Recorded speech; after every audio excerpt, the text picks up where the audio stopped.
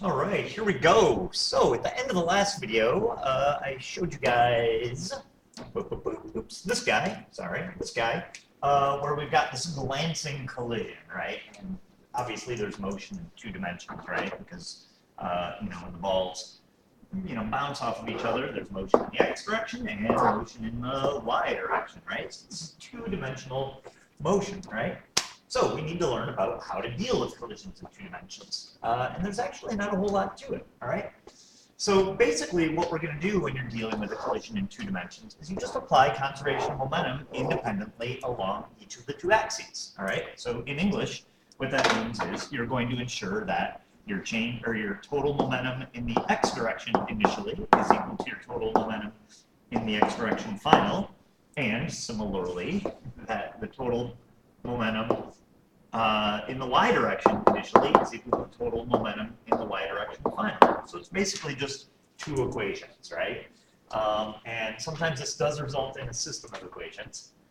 All right. Now, in the one here on the screen that you're looking at right now, we've got a glancing collision, but it's an elastic collision. It tells us right here. It's a glancing collision, and in this example, it is meant to be one in which we've conserved both momentum and kinetic energy. So it's elastic, right? Okay, but so anyway, so the idea is you've got, this ball, this mass 1, that's moving horizontally, and it collides with mass 2. All right, as a result of the collision, mass 2 gets pushed off this way, and mass 1 gets pushed off this way, right? Okay, so you're going to set up 2 equations, one for your horizontal motion, one for your vertical motion. So along the x-axis, all of our initial momentum is mass 1, right? And then after the collision, both of our objects have velocity, but all we care about is the x component of that velocity. So this is mass 1 times the x component of its final velocity, and this is mass 2 times the x component of its final velocity, right? And so this is exactly, total momentum x initially equals total momentum x final. All right? And then along the y-axis, notice initially the only thing that's moving is mass 1, but it's not moving at all vertically. So our total y momentum has got to be 0. So that means after the collision, notice mass 1 is going to have a negative y component to its velocity. So they've manufactured this negative sign times the y component of velocity, plus mass 2 times the y component of its velocity. Those have to add up to 0, right? And then, since the collision is told to be elastic, that means that your total kinetic energy has got to be conserved. Okay?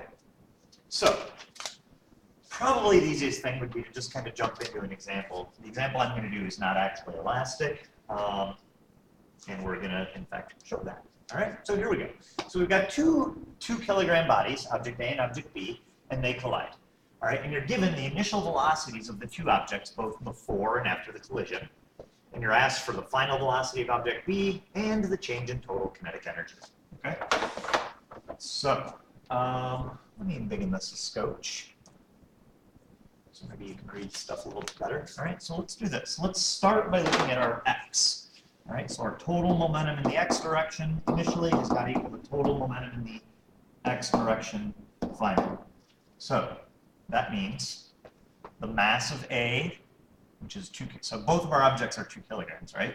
So 2 kilograms times the initial x velocity of A is 15, plus 2 kilograms times the initial x velocity of B is negative 10. That's got to equal the total final momentum. So total final momentum, well, the x velocity of A after the collision is negative 5. So we're going to get 2 times negative 5 plus 2 times the velocity of B in the x direction final, and solve it. All right, and so if you do that, well, let's simplify this. So you get 30 minus 20 equals negative 10 plus 2VB xf. Solve it, and the velocity of B in the x direction after the collision turns out to be 10 meters a second. Okay. So now let's repeat that process for the y direction. So our change in momentum, no, sorry, our total momentum, I think I've been doing that for this video, I apologize. Total momentum in the y direction initially has got to equal the total momentum in the y direction final. So mass is 2 kilograms. So the mass of A is 2 kilograms times its initial y velocity plus the mass of B, 2 kilograms, times its initial y velocity has got to equal the mass of A, 2, times its final y velocity plus the mass of B times the velocity of B in the y direction final. And solve for that. All right, and so what do we get? 60 plus 10 equals 40 plus 2VB. Oops, whatever, VF. Switch the order of my subscripts. All right, we'll solve it, and you'll discover that the velocity of B in the y direction final is 15 meters per second. Okay, so that's how you solve for the final velocity. So let's go up here and make a note. So the velocity of B final is, what did we just get? 10I plus 15J meters per second, right? Okay, so now we got to decide what happened with the total kinetic energy. So I'm going to take kind of a sneaky little shortcut here to do this. So the problem is the kinetic energy, when you, and this is big, I seem to remember people making mistakes with this last year.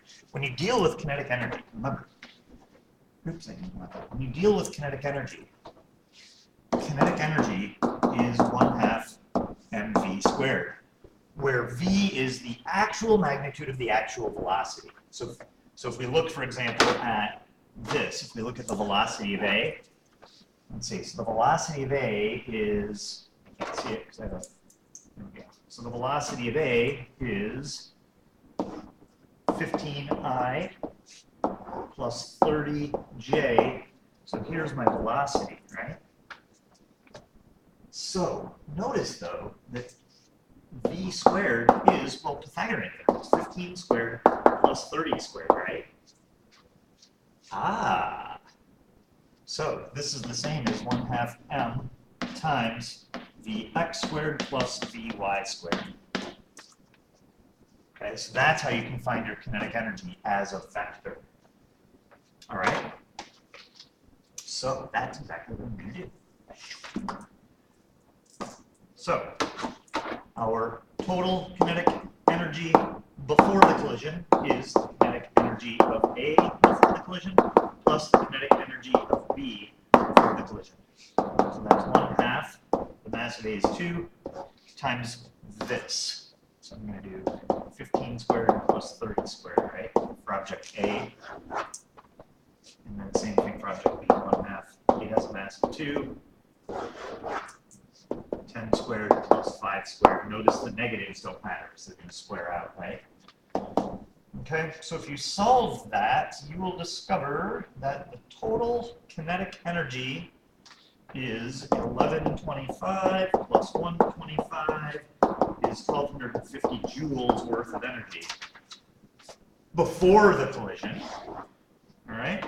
And then after the collision, I'm looking at this and this, right?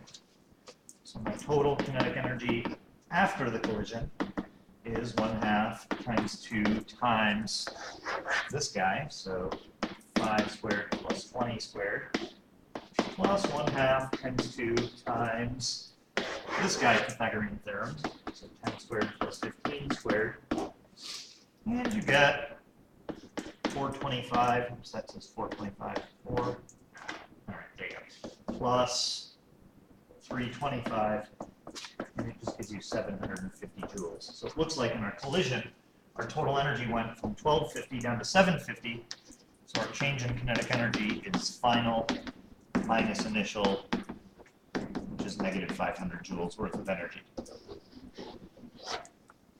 All right, and that's kind of it for the two-dimensional collisions. There's not a whole lot to that. I have a blank page here. What's going on? It is. It's blank. All right, cool. Have a good day.